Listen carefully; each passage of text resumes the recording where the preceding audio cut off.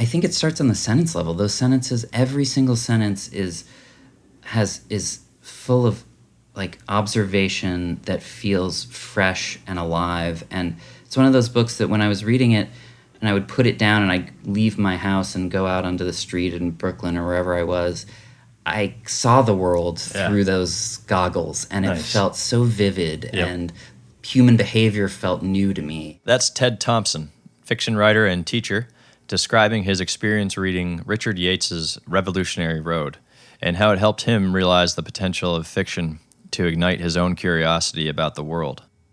Ted's debut novel, The Land of Steady Habits, published in 2014, has drawn comparisons to the work of fiction greats such as John Updike and John Cheever.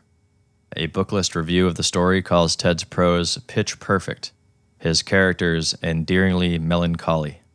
Ted, a graduate of Iowa Writers Workshop, is hard at work on his second book, while also teaching in the Masters of Fine Arts Fiction program at Brooklyn College and the Sackett Street Writers Workshop of New York City. In this conversation, Ted and I discuss his advice to young writers, how he became a reader and storyteller, and how finally he tied his identity to being a fiction writer. We also talk about the power of fiction, how it can drum up and hone our sense of wonder, our capacity for emotion and observation, how it can open our minds and hearts, encouraging us to consider and explore our own inner life and the inner lives of others, and in that, helping us uncover and expand our potential for empathy. So thank you, Ted, and as usual, thank you all for listening. This is Ty, your host, and please enjoy Ted Thompson's wisdom. Here we go. Cool, I'm gonna press record here. All right, we're rolling. All right. Well, welcome to the show. Thank you. Thanks for coming by. Thanks for having me. Let's talk a bit about your background. Have you always been a writer? No. As a child, I'm not somebody who knew at age 2 that I wanted to be a writer. Mm-hmm. I wanted to be a professional hockey player. Nice. That was my childhood. Ditto. Yeah. Oh, really? Yeah. Nice. Yeah, I was like a Wayne Gretzky kid. Oh, yeah. I had the full life-size poster and the whole thing. Heck yeah. And I think that might have been the first book I ever read was his quote-unquote autobiography, which I think some underpaid sports writer probably wrote. I haven't looked at it, but I know how these things kind of work now a little Wayne's bit more. Not writing in the locker room. Yeah, I mean, maybe he's probably his third assistant approved it or whatever. Yeah. But I think so I was an active kid. I played sports, team sports. And then I was into the outdoors. I did a lot of that stuff. So I wasn't like a bookworm. My brother was a bookworm type. He read all these big fantasy books and anything he could get his hands on. Is he older than you? Or younger? He's 18 months older, so okay. We were really close in age, but totally different temperamentally as children. Yeah. So I wasn't until I was really maybe 16, 17 that I kind of had that awakening, that I started reading first for school in this way that the material felt relevant to my life in whatever way. I think it was, it was really, classic high school texts that were you sort of, whatever, Catcher in the Rye and Farewell to Arms and those kinds of books that started to make sense to me. And then at the same time, I got interested in plays. I think because at my high school, that was sort of the outlet for storytelling that you had, like the theater club. Yeah. And they had a playwriting contest. And so I was able to write something that eventually I directed, was able to, have performed. And that was kind of a revelation because I had imagined this world and these characters, and then I got to see them kind of come to life. Yeah. And then I got to watch an audience react to it in real time, which is the most satisfying thing. Yeah, I bet. For an early writer to just see the whole communication process lay out like that. That was sort of the big transformation. Nice. And that couldn't even happen with a novel. No, exactly. Maybe you do a live reading, but There's not going to be a crowd of people cheering. No, there's nothing communal about it, Yeah. right? It's isolated. Like the process of writing is solitary, and the process of reading is solitary. Yeah.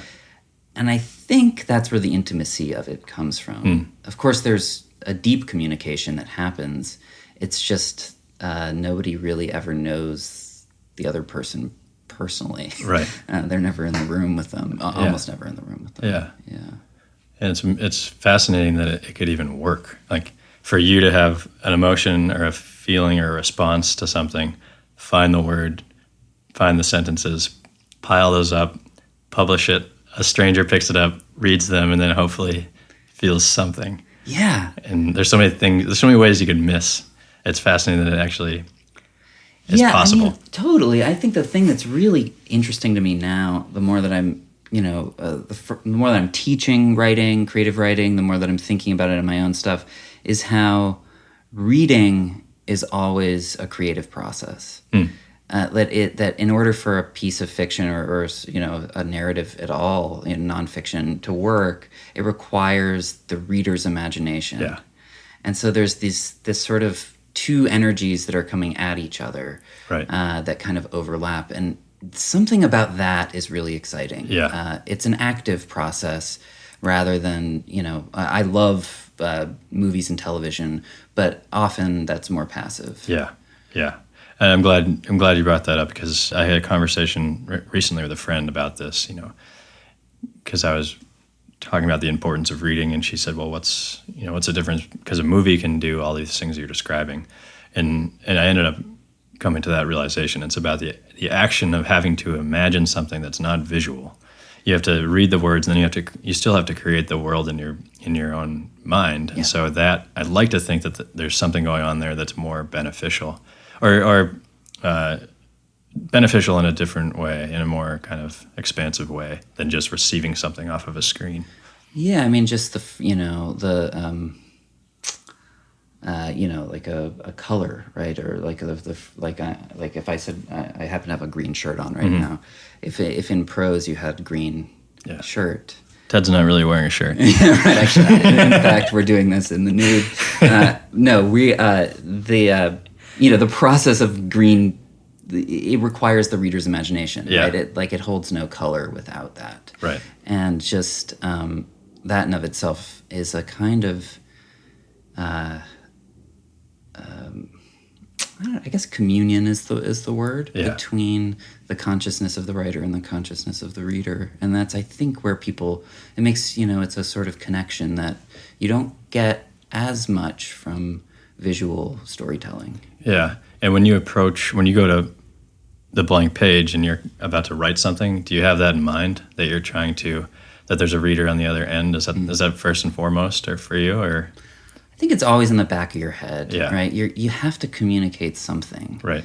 I think early efforts of writing for almost everyone are usually failures, or at least not effective, because that the reader isn't as much a part of the process for you, right? You're almost the only person you think matters in that. And so you start talking to yourself, and often the language is hard to decode for someone else. Or you're too much thinking about the reader, and then it becomes performative, and you're not really saying anything that's vulnerable or new to yourself.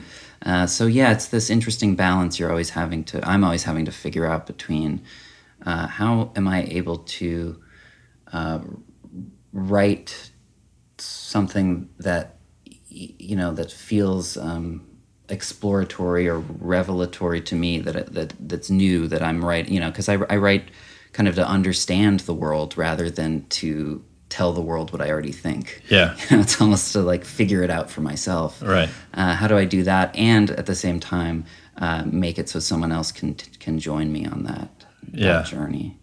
It's nice to hear. I heard Updike in an interview recently. It was an old interview that I came upon, and he said something along the lines of, writing requires a love of life. And I thought that was a nice way to put it. A love of life in the sense that you're sort of endlessly curious to find out more about it, and pay attention to it on a deeper level. Yeah. I think that curiosity is really key, and curiosity only comes from from a kind of emotional investment in it, and some it's a sort of gentler impulse, but yeah, I think that that's right. I also think that in order to write fiction, you kind of do have to love your characters, right? Yeah. First of all, they can't all be you, even though there's aspects of your internal life that have to be in every character. Yeah. But there are other people, so you're interested in other people inherently. Mm-hmm. And in order to write them well, you have to kind of, in a way, love them. I mean, you have to see them for who they are and still, not judge them. And that sometimes takes work on the writer's part. For sure. Yeah, it requires you to love in the form of attention, in the form of believing in the potential of another perspective. Yeah, or another challenge. Yeah. That's a good way of putting it. I think that's right. Is that what interests you about characterization? Is it kind of like a psychological struggle or emotional conundrum for the character, or is it just creating a interesting plot? I mean, it's less plot. It's definitely, I'm more interested in character almost always. I mean, plot is for me an outgrowth of character, but it starts with the internal life of whatever person I'm interested in. Sure. What naturally is driving them, and what conflicts, they're up against. I think, that's how the easiest way to define character as a writer is figuring out what obstacles they have. Mm-hmm. So I think that's really where it starts. But I will say that I think first books and first stories, first efforts with writing tend to be autobiography in some way. And I think it's just because you have to tell your own story first in some way. Yeah. And it's just like a natural thing in order to be able to move on. Yeah. I wrote a book that was about my hometown, but the main character's in his 60s. I'm in my 30s, so everyone said, "Wow, it was such an act of imagination."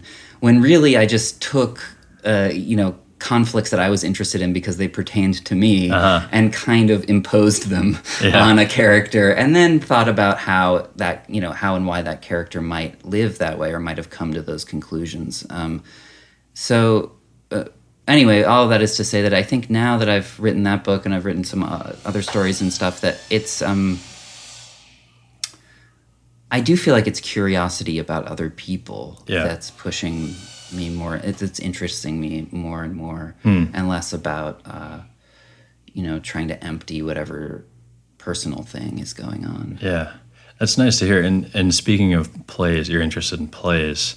Camus has a essay in which he's venerating artists, but particularly actors, where he's and I think it relates very closely to writing. He's saying by being an actor, you're embodying the problems and confusions and aspirations of another person who might be very different than you. And when you're writing, you're sort of he is saying you're living a lot of different lives, and you're living more expansively by just imagining what it's like to be those people. And I got to think it's a similar situation as a writer when you're creating a story, or even just the thought of what it's like to be 60 when you're not 60. Yeah. And I think, absolutely. I also think it's the same for reading. I find that early on as a reader, somebody who actually enjoyed it in my private life or my personal time, I basically looked for books that were kind of like, so let's say I was a 19-year-old college student on the coast of Maine. I kind of looked for novels about 19-year-old college students on the coast of Maine. That's what interested me. Yeah. And then slowly but surely it started broadening. And pretty soon I realized that, whatever 19th century novels about wars that I knew nothing about had characters in them that were the same thing. And, novels written by, contemporary novels written by people in other parts of the world. Suddenly, I felt connected to character and to the human experience in a much bigger way. Yeah. And it helps you realize that context changes. Context has to change, but maybe human nature doesn't. There's a set of emotions that we are capable of feeling, and complexities of the human heart and the human experience. You could just place those in a different time, and there'd still be those same feelings of love and jealousy and confusion that you see, which is why it's fun to read old stories that they still stand on their own. It doesn't matter that they were written thousands of years ago. I know. That's the kind of remarkable thing. I mean, I do think, context is deeply important, but, and so when I read whatever, Tolstoy, a lot of the social commentary stuff is going straight over my head. Somebody from his era is reading that and understanding what he's saying about this class and the way they behave to this class, and I can kind of get the general shape of it, but a lot of the subtleties are totally gone. And yet, say for most of Anna Karenina, I'm just riveted to these people, and I think really what it comes down to is they have interesting problems, and their problems are kind of the same. Yeah. So it's not that they're likable and I feel like I want to be friends with them. Right. It's that their problems interest me. Yeah. And that's kind of where, for me, my way in as a reader. And then speaking of the classics, how do you pick what to read? You could be an avid reader and spend your lifetime and miss so many titles. So I always wonder what should be the next one. I'm kind of the mind that, a lot of people I think in their reading habits feel like they should be reading something. Mm-hmm. And that should is a pretty dangerous thing. Because I do think that reading it's a huge commitment, especially if it's a big novel. It's many hours of your life. It's a lot of attention, and why waste it if you're not interested? Yeah. Why force yourself? Yeah. Because I do think that you grow. In my experience, I grow into the book. Eventually the book is on my shelf or it's in the store. Or I am aware of it, and I know at some point in my life I'm going to reach for it. Yeah. I have a 1.5-year-old daughter, and I feel like a whole different kind of novel and reading life has been opened to me just through the experience of becoming a parent. A lot of not just subject matter, but kinds of books. Say, I don't know, maybe sort of domestic comedies. I probably wasn't that interested in my early adulthood, early 20s, say. And now they feel alive and funny and strange, and they have all the vitality that I'm looking for. Yeah, so. It's your new main coast. Yeah, totally, exactly. You just kind of, and so I'm of the mind that you reach for the book when the book is right. You sort of I'm a little mystical. I sort of think a little mystically about it. Yeah. Somebody who studies I don't know, social marketing or whatever would probably say what is it? If you hear about something once, you might as well have heard about it not at all. If you hear about it twice within the same period, then you're aware. And if you hear about it a third time, chances are you'll buy it or read it. And I kind of think maybe that's what's going on. Somehow it gets into the zeitgeist, and then I become interested because it's in my consciousness. But I've definitely had that experience. You'll hear a title from a book, and then you'll hear somebody talk about it on the radio, and then see it in a movie or hear it referenced in a song or something. Yeah, and then you're like, oh, I'll take it. Yeah, I want to see what everyone's talking about. Yeah. That's funny. I think that's how most publishers, they count on that. That's why they do these huge pushes when a book comes out, and they put, all over magazines and the internet and whatever, and then it disappears. But they're hoping that first week is enough to get it in people's minds that they start talking about it. Mm-hmm. So when did you decide to be a fiction writer? Oh, that's a good question. So I went to college. Initially I went to a liberal arts college, and then I transferred to a playwriting program, thinking I would do that. And while I was in that, the first year or second year, it was funny. Like the act of writing the scripts and the screenplays and whatever for school started to become homework. Huh. And I started writing fiction on the side because I didn't have to turn it in and it didn't have to be evaluated. And then that became the place that I felt like I was the most capable or the most sort of open. That stayed. I think also just the playwriting in general and dramatic writing, say even screenplays or television writing, it's pretty rigorous. You don't have all the tools that you have at your disposal that you do with fiction. So for a play, like it's almost all dialogue, spoken by characters who are on stage in scene, and it's in front of a live audience who, if they get bored, like you've lost them. Throw tomatoes at you. Yeah, it's really like a high wire act every time. Yeah. With fiction, you have this amazing thing where you have the access of, the use of narrative and the access to the internal life. And you have an authorial voice that you can access, and all of these other tools to create this, to create meaning within a scene. And it doesn't all have to happen in real time in front of you. Yeah. And often if it does, it starts feeling a little weird and you're like, this feels like a TV show, or it feels like a play or something. Yeah, so it gives you more license to roam. Yeah, I think so. Or at least it gives you, I think, what feels like closer to real, to everyday experience, which is you have an internal life. You have a past, which is constantly providing context and sort of pushing on your internal, your present. You have hopes and dreams of what you want the future to be. Yeah. And all of these things are interacting simultaneously and affecting how things play out.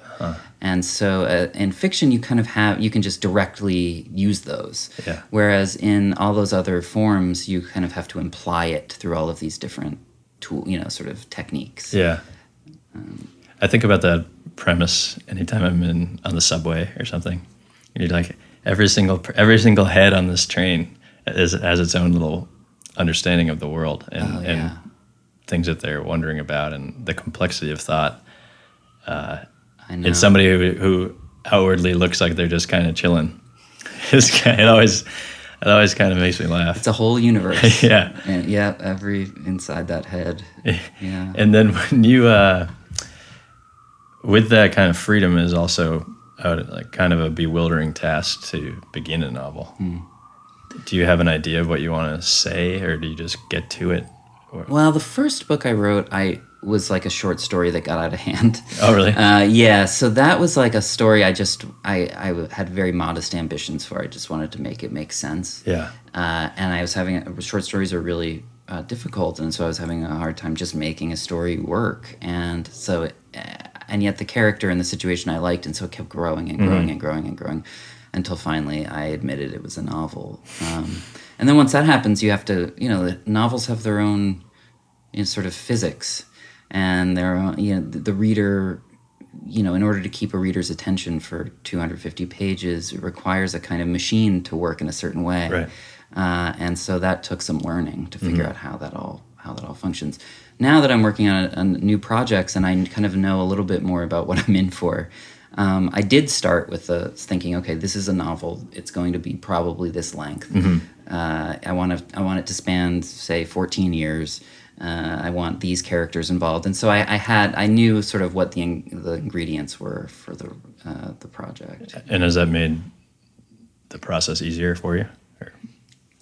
No, it's still hard. I mean, every time I think what it is that, like, you probably feel this in your own writing. You kind of teach yourself how to write every book as you're writing it. There's no model. I can't pick up, like whatever Thomas Pynchon I see on your shelf there. I can't like pick up that book and say, oh, that's how Thomas Pynchon did it, so I'll do that. Imitate him. Yeah, I mean, it's really, every book is its own shape and its own animal. Sometimes people do take something like a really perfectly built novel like an E.M. Forster book. I think there's a Zadie Smith novel that she just lifted E.M. Forster's, I think it was maybe Howard's End, she lifted and then just used as her kind of structure and filled it with her characters. So that can be done, but I think what that is a kind of psychological trick for the novelist. Yeah. To say, okay, here's my shape. Now I know kind of what the boundaries are. Yeah. And really, you end up writing, an original work, just putting it inside that. And then from a teaching perspective, knowing this, how do you guide students and allow them to approach what they're trying to say in an authentic voice? Because there isn't a blueprint. Mm-mm. I think the only way I've figured out to do it is to engage almost only with the text. So when they write something, they give it to you, and that has to stand on its own. And so they're not there to say, well, what I meant was, but that metaphor, I know it doesn't quite make sense, but you get the point. Whatever it is, the text has to, like, the way that a reader would, it approaches a book and opens it and has, doesn't have the writer there to correct. And then to just reflect back as honestly as I can what my experience was as a reader. And somehow in that process, the honest the sort of mirror back to what they're giving you, the writer, the student can adjust, and they figure out what's effectively being communicated and what's not. So it requires, the teaching of writing is much less about the instructor, in my experience, saying, okay, you need to do this, and more about saying, here's what you're doing. Yeah. And requires the writer or the student to have the initiative to continue pushing and continue refining their own work. Mm-hmm. And to look at it without protecting this kind of intimate creation. Yeah. To look at it with a purely objective eye, which is of course impossible. Right. But you get, I think, I don't know. You've been in some writing classes. You get better at it. It's also a skill you develop. Just listening to criticism, understanding what feels right, what feels like the reader has missed the mark or might not be the right reader for this particular piece, and then adjusting accordingly. And I found that all the way through the publishing process. Professional editors at New York publishing houses are all very smart, and they're professional readers. That's what they do. But often they'll give you a note, on page 80, that's like, I don't understand this moment, and you realize, oh, that's actually doesn't need to be fixed there. That problem starts on page 2. And so as the writer, you kind of understand how the thing is built, and you're constantly having to sort of adjust the comment to your needs. Yeah. And you wrote Land of Steady Habits in college? I wrote, it was a long period. So I started it right after college, and that was when it was a short story. And then I wrote the first draft of it in graduate school. Okay. And then MFA program. MFA program. Okay. And then after that, I spent 3 years working on it. Okay. Subsequent drafts. Yeah. Was the MFA program a good thing? It was a hugely important experience for me. Yeah. I think, a lot of it was, it was wonderful, to work with writers. I was at the Iowa Writers Workshop, a wonderful program. The instructors, I had Marilyn Robinson and Charles D'Ambrosio and Ethan Kanan and the now late James Allen McPherson. These are giants in my mind. Mm-hmm. So just to be at the table with them felt like an affirmation that I think I really needed.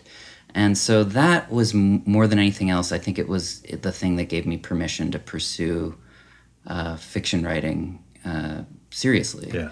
And so that's why I say it was really important. Not everyone is in that position, but it was the right time for me. Yeah. Yeah. What about, I'm sure you get asked this a lot, but I'm curious, inspirations? Yeah, I mean, for me, my way in, like I said, I was looking for books that reflected my world when I Yeah. was first starting out. So I came from suburban Connecticut, sort of commuter community, and that was so seeing that in literature was my kind of way in, and so my earliest reading loves were like John Cheever and Richard Yates. Uh, and I think a lot of people still read John Cheever. His short stories are so wonderful and underrated in the sense that they're weird. Like I think people think of them as like because he's writing about a kind of buttoned up 1940s, 1950s upper middle class sort of country club world. People think that the fiction is like that, and the fact is that it's in that sort of rigid and predictable world that he finds the bizarre, Yeah. the strange behavior, the whatever, the alcoholic hallucination, like whatever it is that breaks it. And so yeah, those stories are wonderful. And then I think Richard Yates' Revolutionary Road is that was a novel that really, I think maybe when I read that was when I realized I was like, oh, I want to do this. I Yeah. want to write. I want to write a book like this. That book is a really still a favorite of mine. And what happened there? What did it do for you? That's a good question. There's something about I think it starts on the sentence level, really, because with that book, when you think of it as its story, it really is a very bleak story of a marriage coming apart and the kind of layers of delusion that go into these characters to maintain a kind of narrative that you as the reader can see is false. But I think it starts on the sentence level. Those sentences, every single sentence is full of like observation that feels fresh and alive. And it's one of those books that when I was reading it, and I would put it down and I'd leave my house and go out onto the street in Brooklyn or wherever I was, I saw the world through those goggles, and it felt so vivid, and human behavior felt new to me. And he's a cynical writer, and I think that's probably why he's not as read as widely as other of his peers. Because it's dark, his outlook on the world is ultimately pretty dark. Yeah. And yet there's something about the sharpness of his observations that I think is like bracing. Yeah. And there was that was really inspiring. And then the sentences themselves are beautiful, even if the characters are in pain and not doing much about it. Yeah, that's a nice way of putting it, because when you talk about the importance of reading fiction versus all the other million things that are grappling for our attention that are maybe more immediate and stimulating and more easily accessible, where reading fiction, I think it makes you see your own everyday existence with more freshness, with more curiosity, trying to understand or consider what doesn't necessarily meet the eye on first glance. And it's harder to do it. It takes more effort, but I think as a result of that effort and kind of thought process, you're opening up layers of your own experience that are going to make it more exciting. Yeah. I mean, I think for me, I often think like, what is the thing that I'm most interested in a book of fiction or a work of literature? Like, what is the, I love all kind, it's sort of like foods. Like I love a great slice of pizza. I love whatever fancy, Michelin star meal. They all give me pleasure in different ways. And reading is a similar thing for me. And so I think, okay, so what's the common denominator? And the thing I just keep coming back to is what I really want to feel beyond loving a character, beyond being in the grips of a great story or being transported to another world or all those things that people cite, is a connection with the consciousness that created it. And so it really comes back to connecting with the consciousness of the author. Yeah, interesting. Which in fiction, there's so many there's so many veils that a fiction writer puts up to say, like, it's not me, it's not me, it's not me. And yet underneath it, of course, it is, right? It's being guided by a certain kind of curiosity, a certain angle of vision on the world, a certain kind of imagination, which is the most sort of intimate of all those, I think.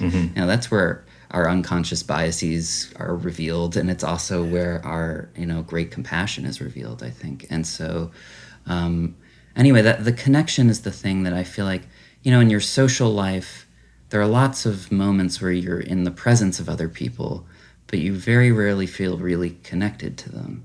Absolutely. And reading, I think, is the place. Reading good fiction is the place where I feel it. The deepest, with a stranger. It's even better, right? A dead stranger, right? Or a dead Russian stranger. A dead Russian stranger, or, a Jamaican, novelist. Or I read Brief History of Seven Killings, which won the Booker Prize recently, and that's about Jamaica in the 70s and the crime, a lot of the sort of different crime families there. And whole world that I had very little access to was opened. But underneath that is a kind of ferocious intelligence and a ferocious moral compass that is you feel it when you're reading it. And that's Marlon James, that's the writer, and I felt very much in the under his connected to his worldview, and that was a special experience. Yeah, it builds empathy, definitely. And it's also, like you said, it's nice to picture another consciousness at the end of the line. Yeah. Kind of sitting at his or her desk trying to pick the right word to finish the sentence, and then going out into the world. But to know that it started, I'd imagine, on some fundamental level, I guess maybe any artistic expression is the desire to, as you said earlier, to understand, but also just to connect, to send something out and hopefully get a response.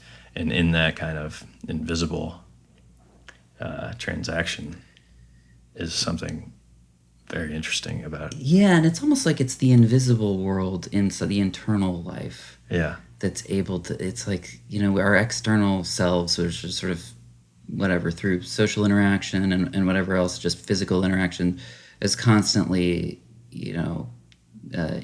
around other people and having to deal with them, for better or for worse. But it often feels like that internal life is, you're meant to be kept to yourself. And there's something about the way in which that particular art form can sort of breach the boundaries. That is, for me, the thrill of it. Yeah. And so you had a propensity for writing early on, telling stories.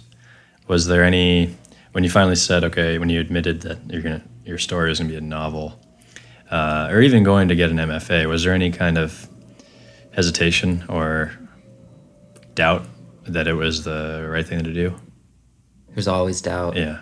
I think for the first, for the entire time I was writing my first book, which was 8 years total, although not spent focused totally on that book. There was a lot of time where I was writing other things. But still, you have this fraud police in your head. You say, who am I to tell a story, right? Why does anyone care? Yeah. What pretensions are guiding me to aim for art, right? Art is one of these words that's a real big, nobody feels like they have permission to swing for it. And if you do, maybe that's a problem, right? Maybe that, maybe it won't be very good. Yeah. And I think it took a long time for me to just finally relax into, I guess you would call it, the identity of a writer, or at least giving myself the license to dare. Yeah. Because for years before I went to an MFA, I wrote in private. I would come home after work, or actually early in the morning before I went to work, and I would work on short stories. And I was so terrified of somebody knowing that and saying to me, "Who do you think you are?" Yeah. That I kept it to myself. And it really wasn't until I got into a graduate program and decided to leave New York, and I had to tell all the people in my life, hey, I'm going to graduate school for this thing, that I kind of outed myself as somebody who takes this seriously enough to kind of tie his identity to it. And that, yeah, so that was the turning point for me. But yeah, there's a huge amount of doubt, and and then the process of publishing a first book is full of that, right? It's the first time your baby goes out into the world on its own, and you can't protect it, right? And people are gonna have it's a hugely subjective response. Sure. People have all kinds of reactions, and in a lot of ways, you kind of make peace with that, I think, early on, and sort of say, it's no longer mine. Now it's the reading public's book. Yeah. And do with it what you will. Hopefully get something out of it. And there's no way of knowing what the reaction will be. No way of knowing. I met someone last night who said, oh, wait a second, I knew you looked familiar. I read your book. And, that's amazing. That, like, how many, that's just such an incredible moment. And of course, my initial reaction is always, excuse me. That's for the 1 hour parking. Oh yeah. My initial reaction for that is always to say, like, move on the conversation pretty quickly. Like, oh, okay, thank you. Anyway, so what do you do? Because it does feel like this, suddenly you've gotten to this very intimate point where somebody has seen something about you. And you feel vulnerable in that moment. But I think other writers I know who've published a lot more say that kind of, you get used to it pretty quickly. Speaking of babies going out in the world, totally. One thing I wonder about, I'm not a parent, but how to introduce young people to reading, to the importance of reading, or why it matters. Do you read to your daughter now? Oh, yeah. Yeah. It's definitely been there for her from a very young age. I mean, I'm thrilled that she's a child who had natural book skills. Before she was 1 year old, would grab these board books and sit with them and flip through the pages and look at the pictures and babble at them. And that seems to be a habit that formed, and now it's very natural for her, which is nice. But it hasn't gotten to the point yet where it's narrative. These are still books that, right? It'll be like a picture of an apple and the word apple. Or the narratives are very simple. Yeah. And so I'm really looking forward to the moment in which kind of imaginative play and narrative storytelling become a part of her life, because I think it's very natural. I mean, kids are born with this. They love it. I think they're interested. We all are at a very young age in the imagination and in story.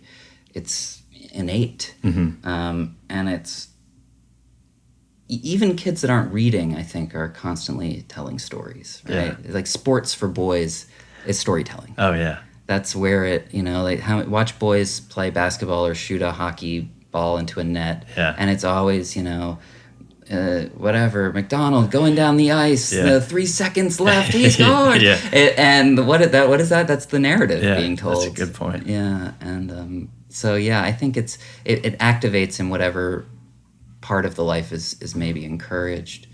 I don't know why boys in particular, like around late elementary school through middle school, have a real slump in reading. It's like a natural thing. Whereas girls tend to really take to it. And that's, I don't know if that's cultural. I don't know why it's gendered. Like, I don't really get it. But that's something that happens. Happened to me. Definitely.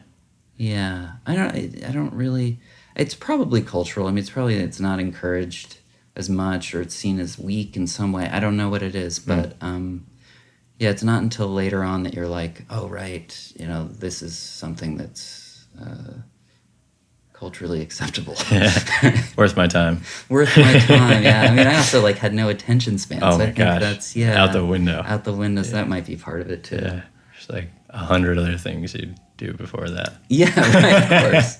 It's like when you could, whatever, go and catch a fish or even just throw a stick at something, that's way more interesting. Definitely. That's also the age where you light things on fire, you just do stupid stuff, and I think that's part of understanding the world and your place in it, at that age as a boy. Mm-hmm. When you're writing and it's going well, what's going on then? What do you feel? times? What are you accomplishing when it feels good? Man, there's nothing better. It doesn't happen that often. There's a lot of time. There's a lot of tedious time. Yeah. Where you just show up and you do the work, and sometimes a paragraph can be like a several hours work, and you just that's how it works. That's how life is. Yeah. The process is, and then occasionally lightning strikes, and you can kind of let loose.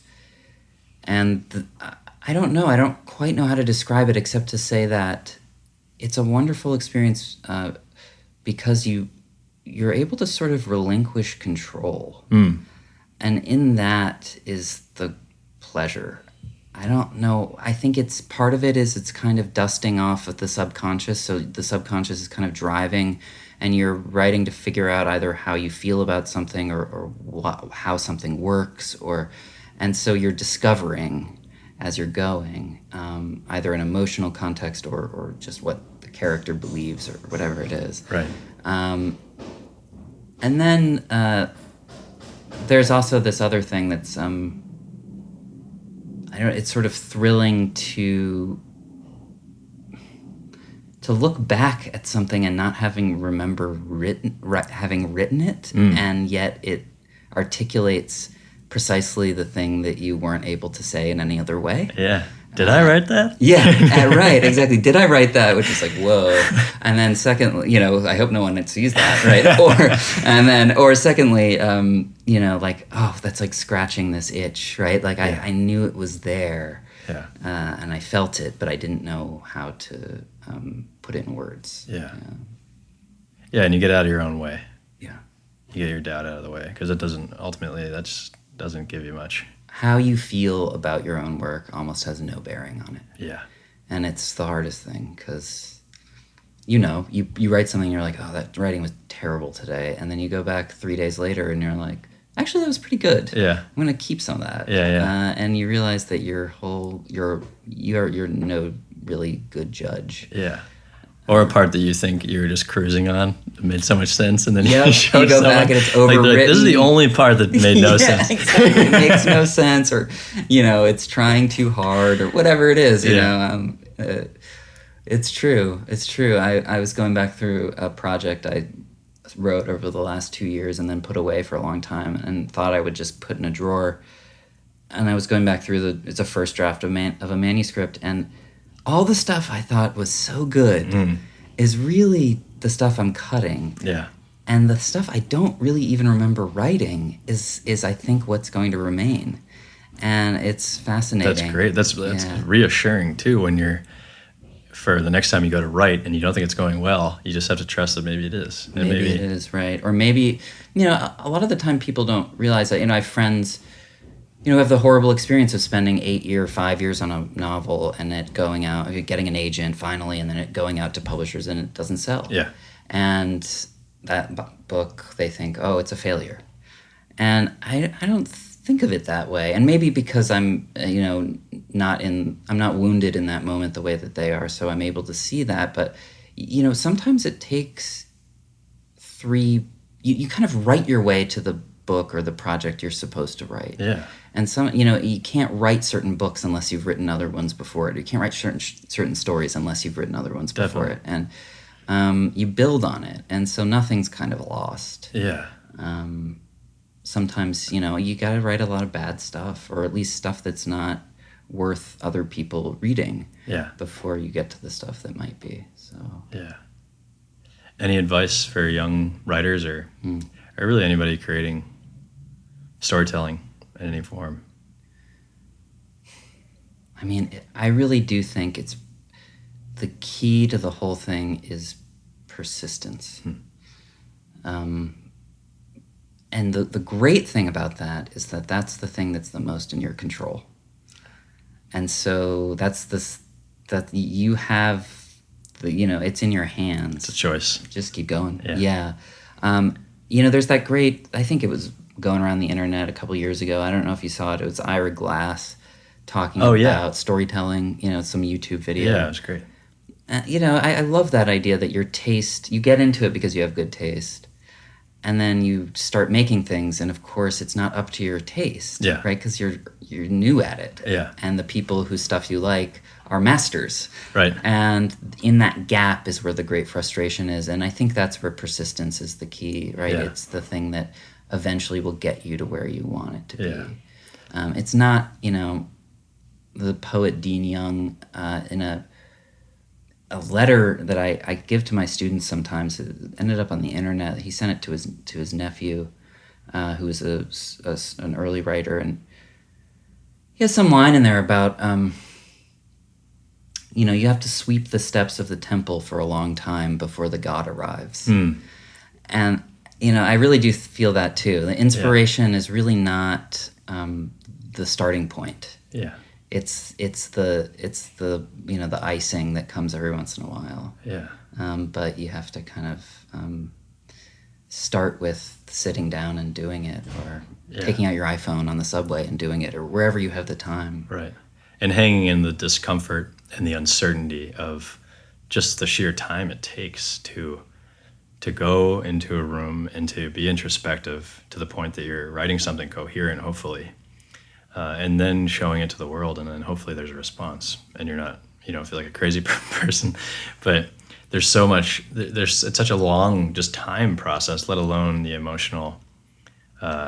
Yeah, you have to prioritize it. Yeah. I mean, that's the thing, and that's what's tricky. Is right. You have all these other things in your life. Yeah.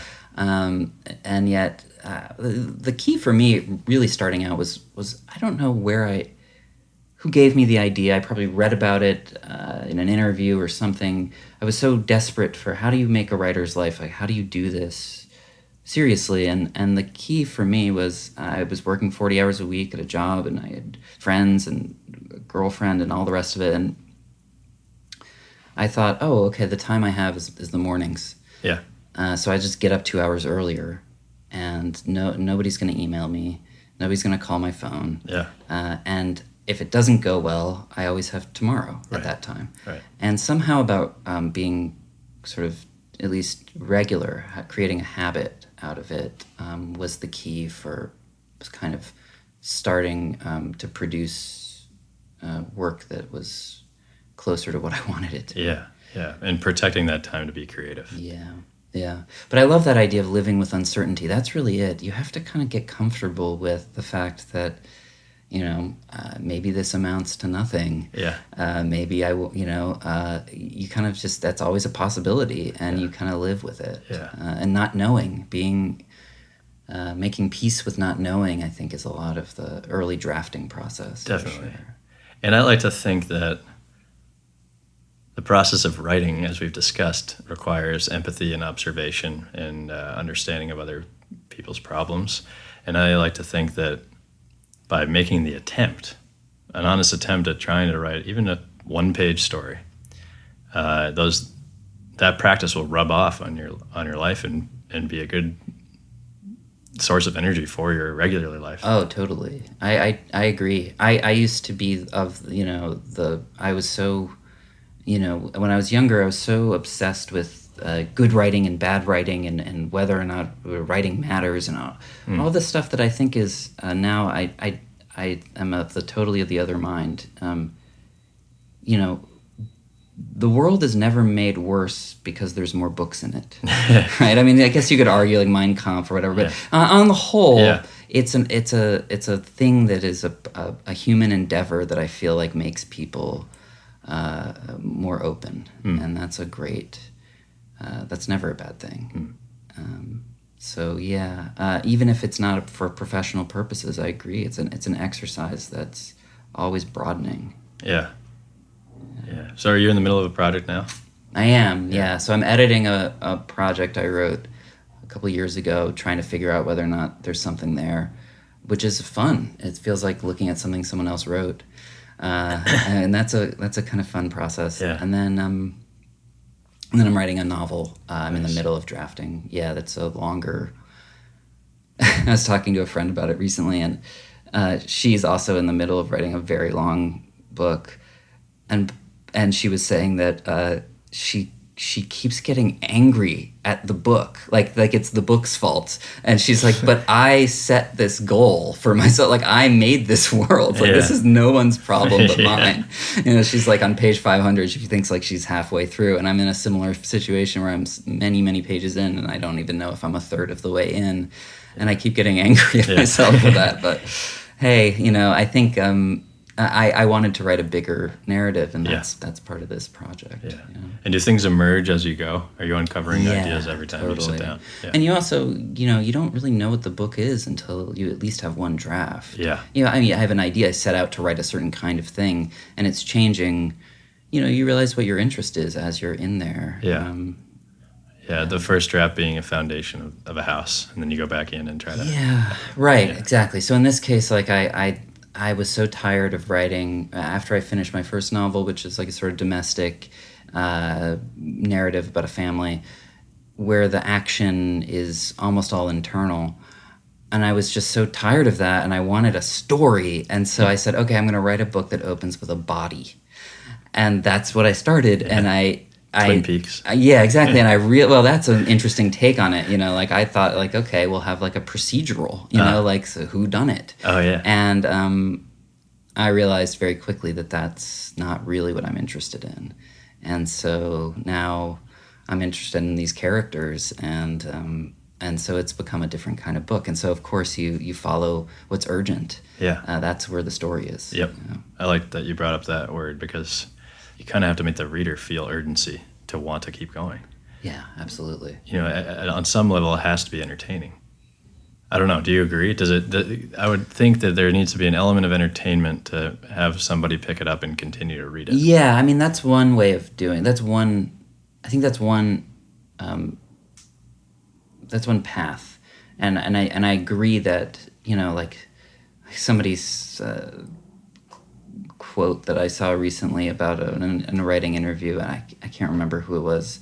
It was Neil Gaiman or somebody said, you know, just for God's sakes, tell a joke once in a while, right? And I think like it won't kill you, you know. And I am of that mind. Like, yes, that you should have an olive branch to the reader. It should be a pleasurable experience. And then I also think that there is a different kind of urgency, right, where you can feel an emotional urgency that can bleed through, and that can be enough to keep me turning the pages. Yeah. That there's something here that matters greatly to both the writer and the character, and that's enough. Yeah. A lot of the time, the stakes are high. Yeah. In some way. Make me want to go read a book. Yeah. Right. Yeah. But yeah, I think that's a good place to wrap it up. Okay, great, Ty. Thanks so much. Thanks for coming on. Yeah. It's been a pleasure. This has been a lot of fun. Yeah. Do it again sometime. Yeah, I would love it. Cool. Thanks, Ted.